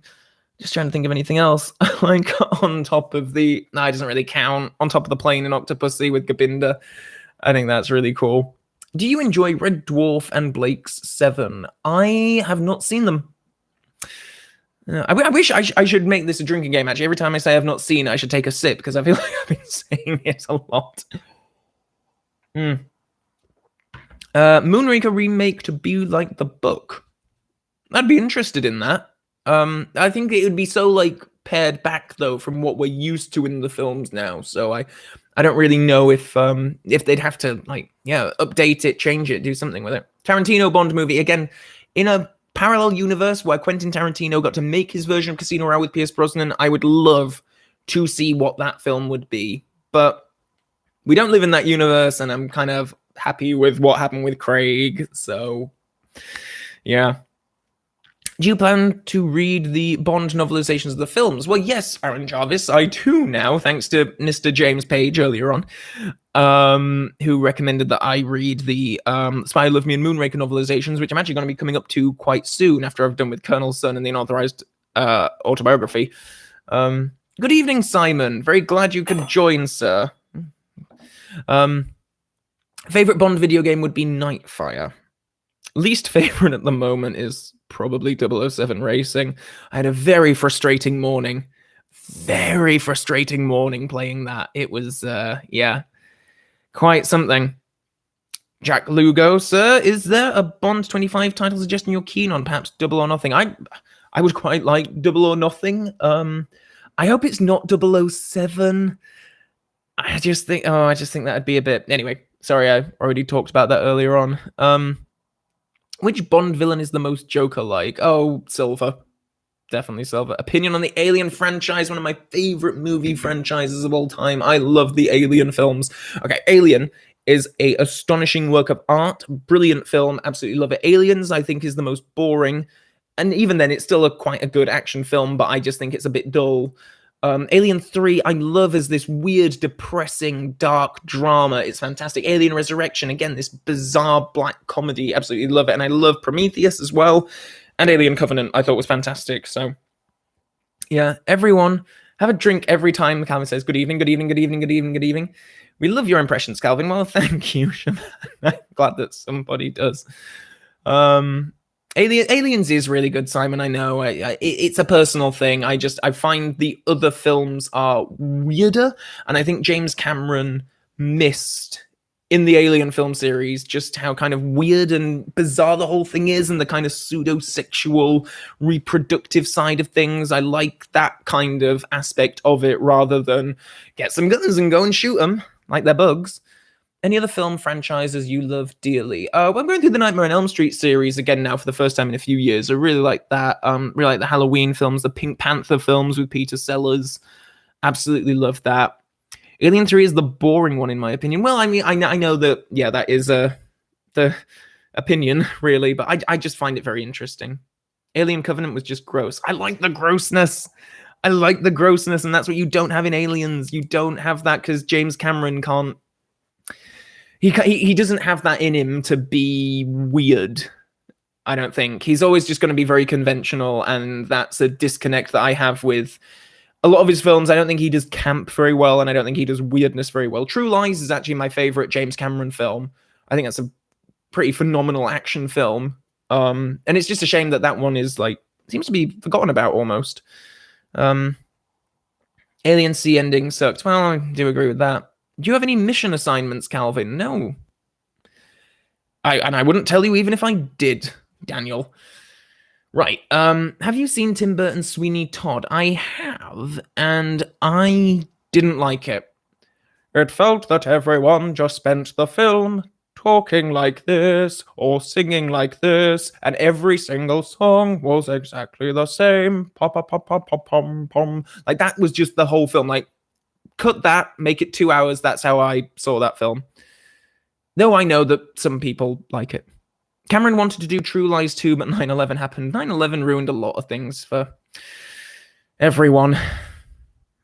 You're really not offended by the gay baddies in Diamonds. I mean, Mr. Wint is as camp could be, constantly making himself smell nice, and the noise he gets. Okay, so yeah, so when the bomb is strapped between the legs of Mr. Wint, that is the only bit in that film that I think kind of goes a bit too far with making fun of the guys because, oh, it's hilarious that they're gay. Otherwise, I think they're actually pretty cool. I really like them, Winton Kid. Yeah, and I know that part of their villainousness is that they're gay and that we're supposed to think that's like weird and whatever. But I just think as character, I mean, they're Bond villains. They're supposed to be weird and creepy. And the fact that they're gay just seems like a bit of a side thing to me. Psycho remake, I hate the Psycho remake. I do like the Bates Motel TV series though. That's a very good adaptation of Psycho. Sean Isaacs, yes, Bates Motel. Have you seen any Euro spy exploitation movies? I think trying to think actually. Someone mentioned me on the 007 Hub mentioned me on their Instagram story. Oh, that's nice. You picked an interesting. Still, just on my phone. Diamonds Are Forever is not a favorite of mine. Fight me. I wouldn't fight you over that. I think it's it's it's a polarizing one. Calvin, could you please do a Hitchcock movie ranking video? Hitchcock directed like 50 odd films. That'd be a bloody long video. Did you see Avengers Endgame, Calvin? No, I didn't. Because again, I'm not a huge Marvel fan, so I didn't seek that out, I'm afraid. Do you have any 007 wardrobe? I do not. So you'll have to go over to Mr. David Zaritsky at the Bond Experience to see more about learn more about the 007 wardrobe and see someone who actually has a lot of things. But no, I do not, I'm afraid. Have you seen the Halloween remake? Are we talking about the Rob Zombie one or the recent Blumhouse one? Because I've seen both. Rob Zombie one was dreadful. Blumhouse one, pretty good. Pretty good, I thought. Alien is getting a cinema release for its 40th anniversary. See it on the big screen. It's incredible. I haven't actually seen Alien on the big screen, and that would be one to seek out. Calvin, would you like to see a new Tanner? Oh, I was forgetting about him. But no, he's really good. I really like Rory Kinnear. I think he's pretty good. Are you a Russian sleeper agent sent to get a massive following? I'd be failing if I was supposed to be getting a massive following. Favorite Judi Dench M line. I fucked this up, didn't I? If any of you got that. Sorry to swear, but it is nearly 9 o'clock. Calvin, am I the only one who thinks that Diamonds Are Forever has unquestionably the best soundtrack? I love the soundtrack for Diamonds Are Forever. It's actually one of my favorites. It's in heavy rotation for me, particularly the music cue when Bond is meeting Felix at the airport, and he talks about, where are the diamonds, James? Alamantre, my dear lighter. Oh, I love that tune especially. I listen to that quite a lot. Least favorite Bond girl? Probably Madeline Swan right now.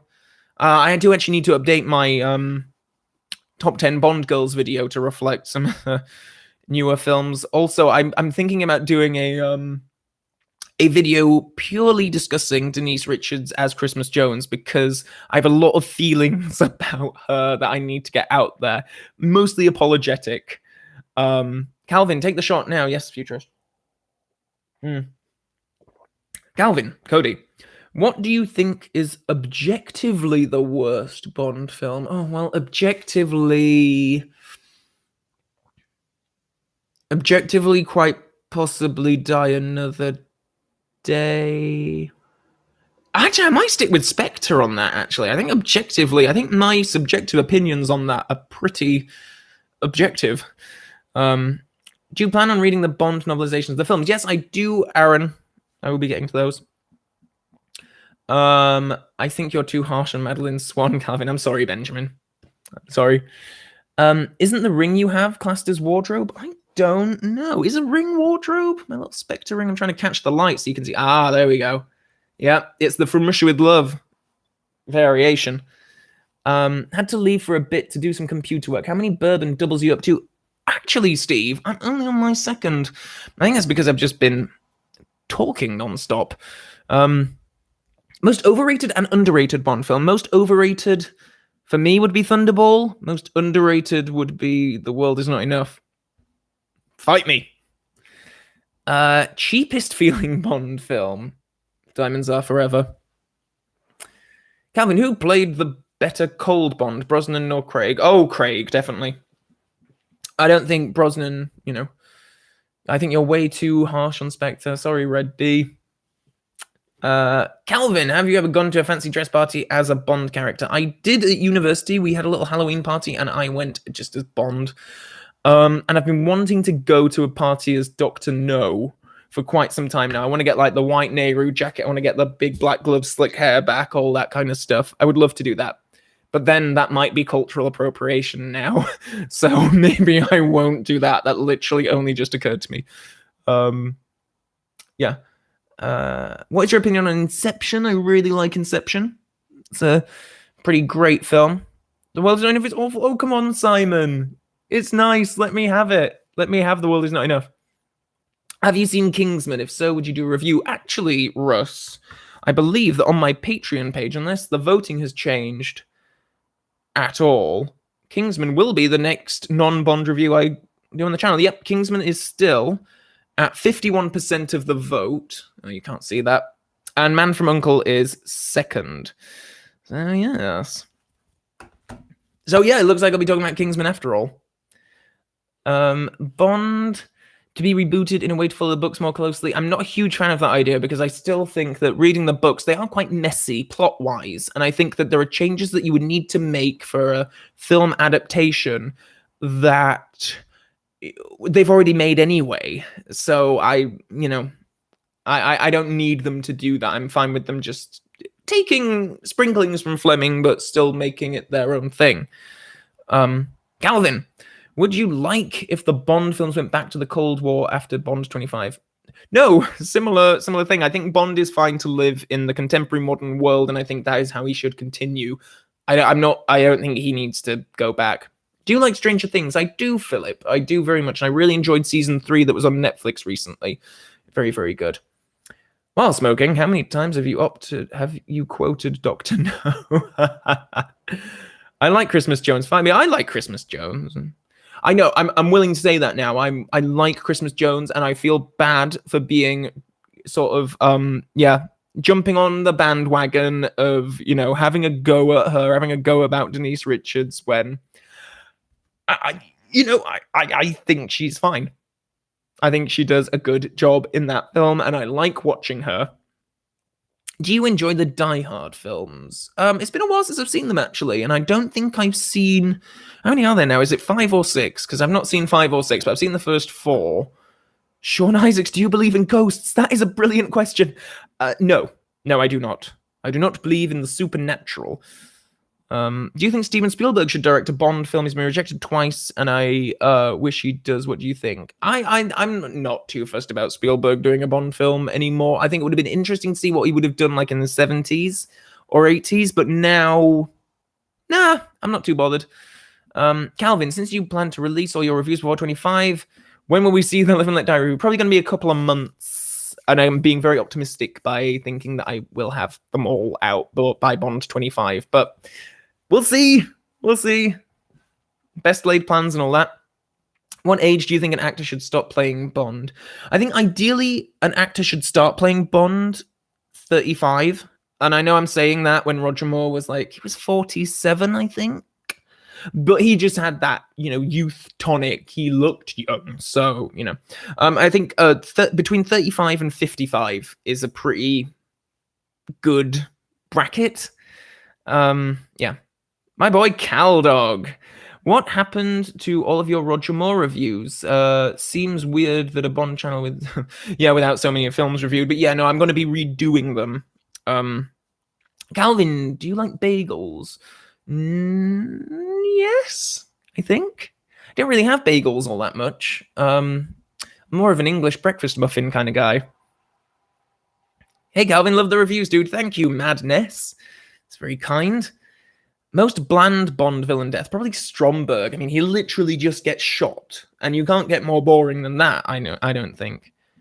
45, Calvin. Well, Roger Moore was 45, right? Okay, then, yeah. Still. Calvin, ever seen Maximum Overdrive? No, I have not. Do you think Craig is too old? No, I do not. I think he's just good enough for one more. And if he does one more after that, you know what? I'd probably be fine with it. But yeah, I think... Oh, good night, Cool Boys Backyard. Thank you very much for the kind words. Good night. God, yeah, it is actually getting close. Right, I'll be here for another half an hour, 25 minutes. I'll be here until about 9:30. And then I'm going to go and watch Nightmare on Elm Street 3 before I go to bed for a good old night's sleep. In fact, I should probably just keep on going with this whiskey. Right. Oh, that was a strong one. Okay. Right, on to the third whiskey of the night. Double and a little more for luck. Actually, coming close to the end of this now, which is pretty good. Calvin, which Bond would be the most fun to drink with, and why is it Roger Moore? You knew I was going to say Luke Hoffman. I would love to go on a pub crawl with Roger Moore, or I would have loved to have gone on a pub crawl with Roger Moore. Yeah. Good evening, Mr. Bond fans. I mean, Mr. Dyson. Hello, Finnish comment. Right, Dream Warriors. Yes, King of Pointless. Nightmare on Elm Street 3. I love a Nightmare on Elm Street 3. Probably the best in the series. But I like New Nightmare as well, which I know is not a popular opinion. Sorry, I keep moving because I'm aware that the light adjustment thing. I need to try and get a better camera for these live stream videos because I just use my Mac 1. And yeah, that's why this quality isn't terribly good. So I apologize for that. But hopefully my dulcet tones are coming through quite strong. Calvin, do you possess the knowledge to explain why on earth Sean Connery aged so badly? Drink and cigarettes and hitting women. That all ages you quite a lot, I think. Which Bond actor aged the best? Obviously Roger Moore. Definitely Roger Moore. I mean, from like Live and Let Die to Octopussy, the guy is like, I mean, it is only in A View to a Kill where he starts to, and he had some kind of like cosmetic surgery, had the mole removed and everything. So, yeah. Calvin, do you wear shoes during these videos? Always been curious. No, I do not, John Smith. I just have my socks on here. So, yeah, very informal day. I've not left the flat all day.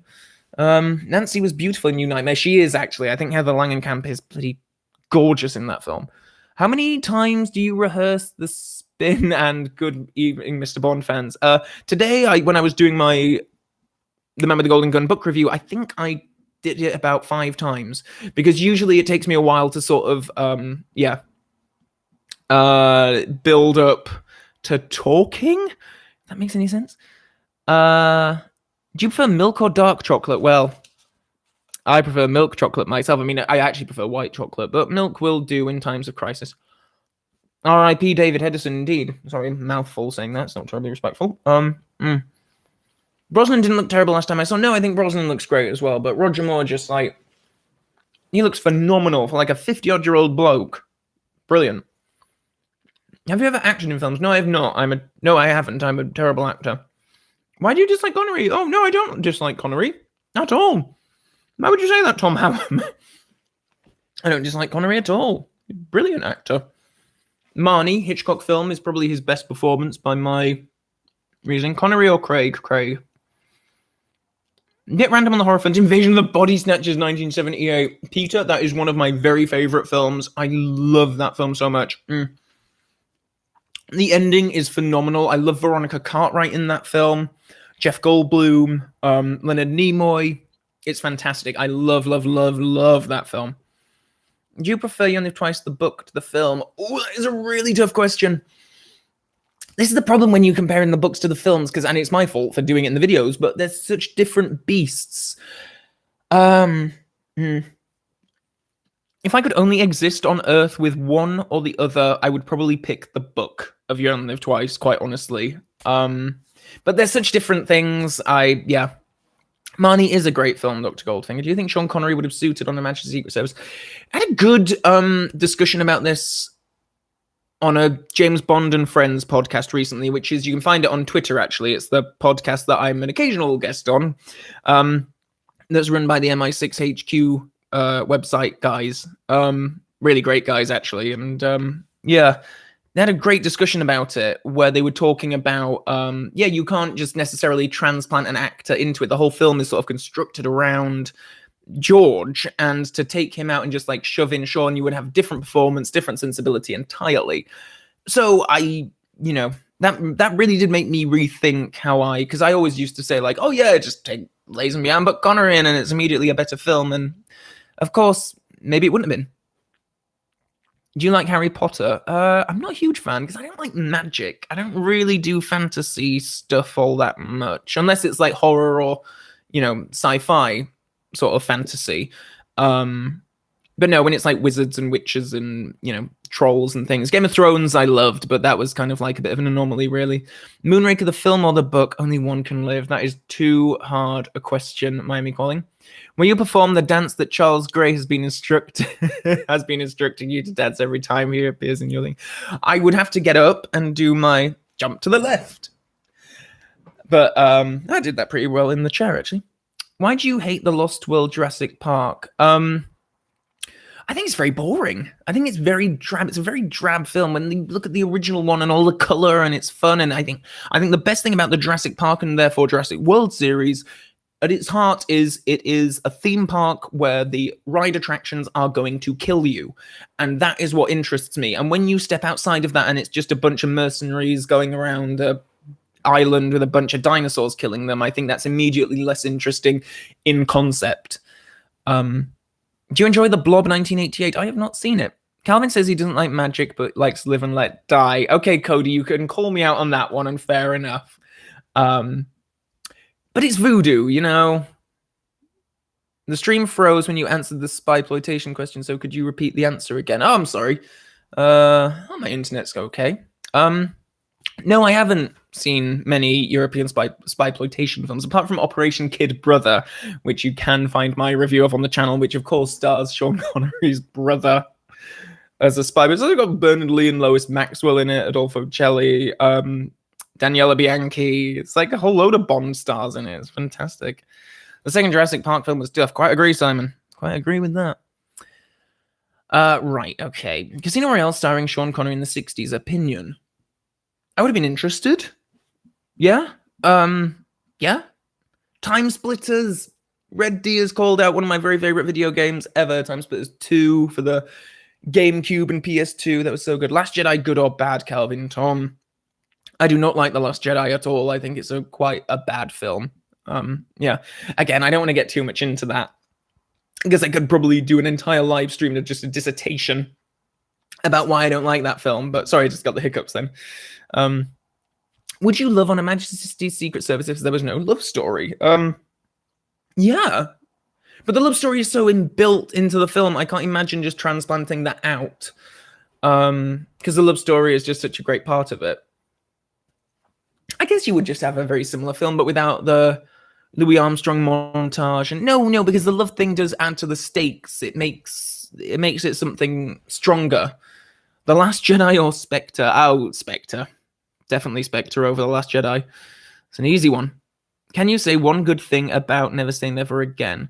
I like Fatima Blush, because she's nuts and crazy and very sexy. She's awesome. Do you like the Legend of Zelda games? Oh, Breath of the Wild I played recently on the Switch, and it's one of the best games I've ever seen. Sorry, I was going to do a Trump thing then. It's one of the very best games I've just ever played. It was just phenomenal.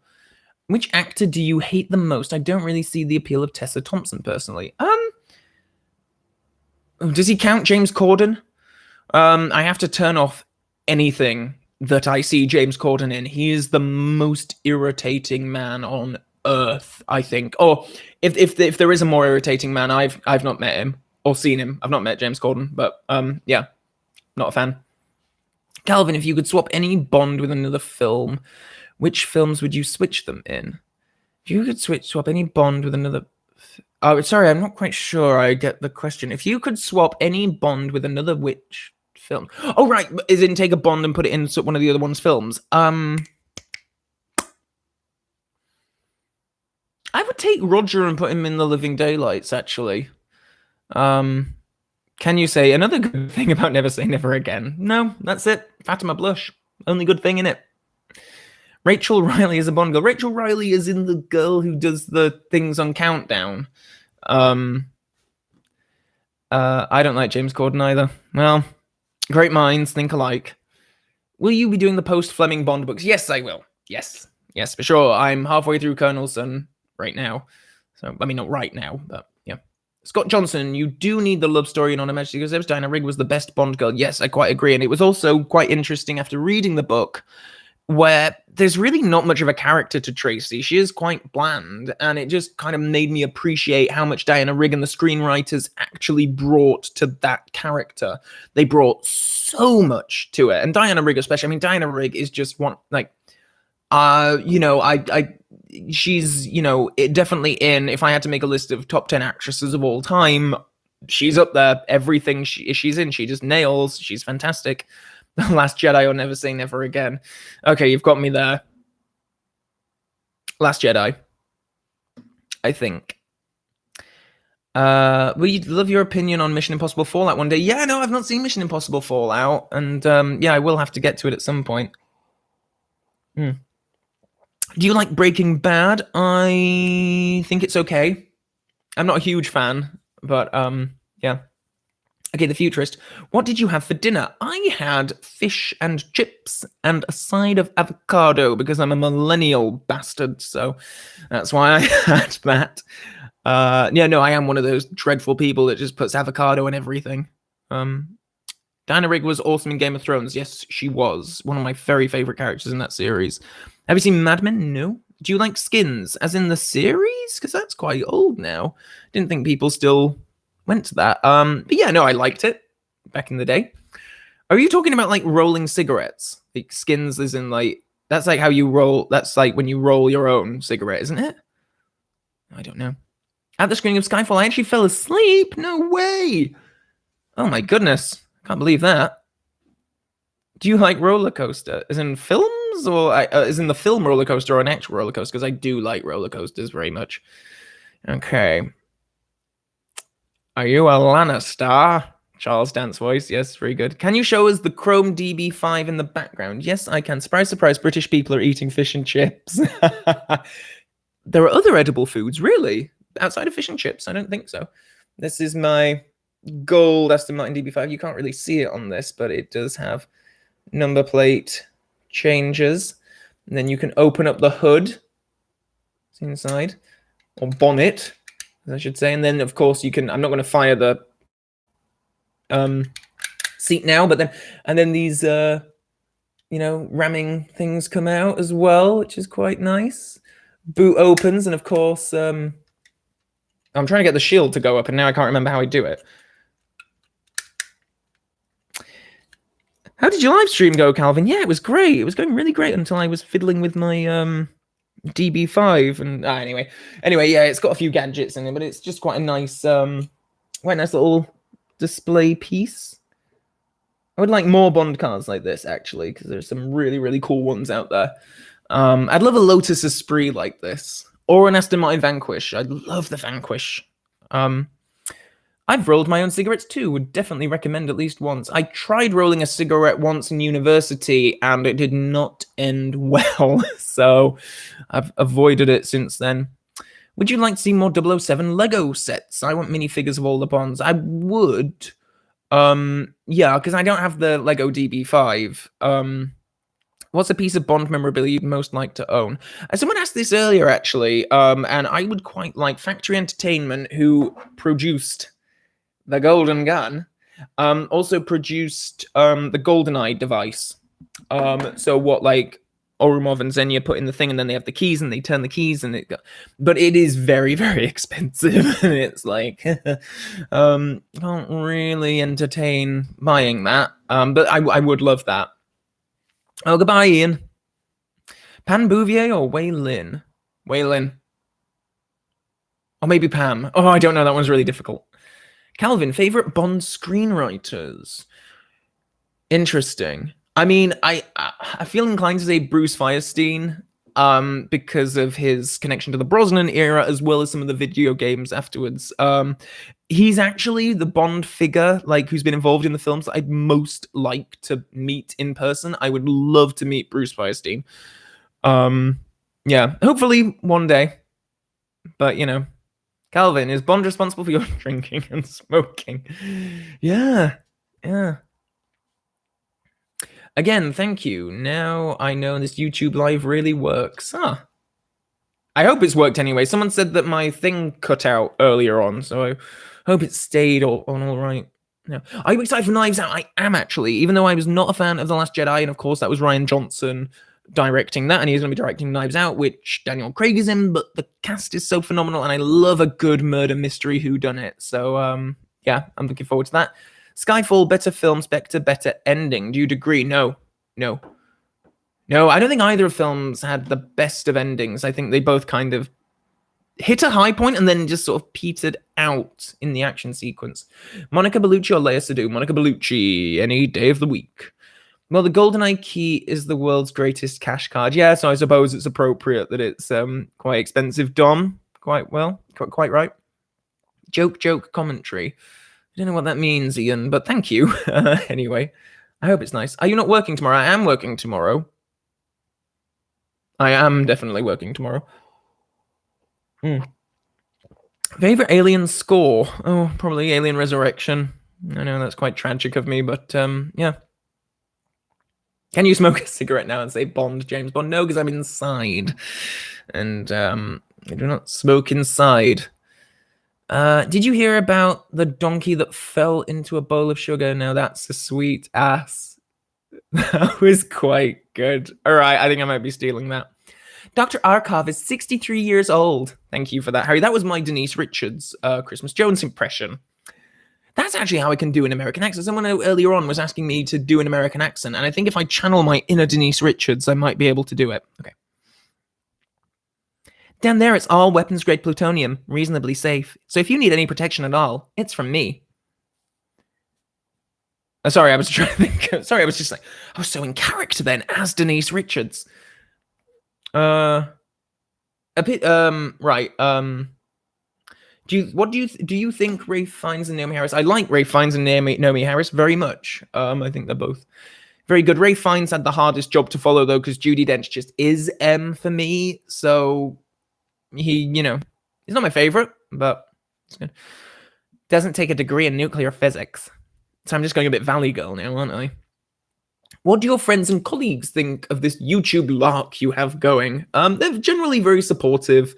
And it's usually when I'm meeting people for the first time that I have to sort of like explain, all right, so there's this part of my life that sort of exists online that, I feel like I just always have to like do a disclaimer of, and especially because I never used an alias. So just on this channel, it is just, Calvin Dyson, and that is my name. And so if you Google me looking for my, work, contact or anything, you find this channel. So it's just, and for a while, I think I was a bit put off by that. Now I'm thinking, you know what, screw it. I just embrace it. I love doing this. I love making videos for this channel so much. I'm so grateful that I live in a time where I was able to have the opportunity to use technology to do this and talk to so many interesting people. And I've met so many people recently, especially because, again, I was always kind of like, I didn't really go to many Bond meetups and stuff. And now I'm doing that, and I'm meeting so many like great new friends out of this. And so I feel like recently, as in like this year, I really felt like I've embraced this and everything that I can sort of get out of it, really, which is largely like just meeting great fellow Bond fans and having great conversations and going to screenings and things like that. It's because like when David Zaritsky from the Bond Experience organized a a big meetup of people I talked about in my Secret Cinema video. If you haven't seen that, a whole load of us met up. And that was just so nice and so great. And like, I'm meeting like, AJ Chowdhury and Mark O'Connell, who have written like, published authors who've written books who I now can say are good friends. And so many other people. It's, it's just really great and lovely. It is a lovely fandom. Anyway, God, I got on a bit of a loving tangent there. What do you like the most about living in London? You can never be bored. There's always something to do, which is quite nice about London. Oh, thank you, Free Mateson. Love from South Africa. Cheers. I've never been to South Africa. I'd love to go. Natalia or Vespa Lind? That's a very difficult... I can't answer that, actually. That is too difficult and changes on any given day. Calvin, A Nightmare on Elm Street Part 1, 4, and Freddy vs. Jason. I think Freddy vs. Jason would be my favorite of that selection. This setup cost us 30 million and we have to try and save it. Is that Denise Richards' quote? I can't remember that. Yeah, no, I did go through a bit of a dry period of uploads. But like I say, like I feel like recently I've kind of got my head together. I feel like I'm in a good place in my life where it is possible for me to keep this up on a regular basis. I'm very comfortable in every other aspect of my life, really. So then this as a pastime never feels daunting or anything, and I just really love doing it and just chatting to people. I over recognized by people on the street incredibly rarely. Yeah, in fact, it happened to me. I think the chap was here earlier on in Brighton. I was coming back from Brighton to London one morning, and I was just like paying at the till, and the guy whose name, oh my god, I wish I remembered his name now. I think he was here earlier on. Spencer? I want to say Spencer. Yeah, and he was like, oh, you're Calvin who does the Bond YouTube videos. Yes, of course, yes, that's me. No, I didn't do that at all. I was just very hungover.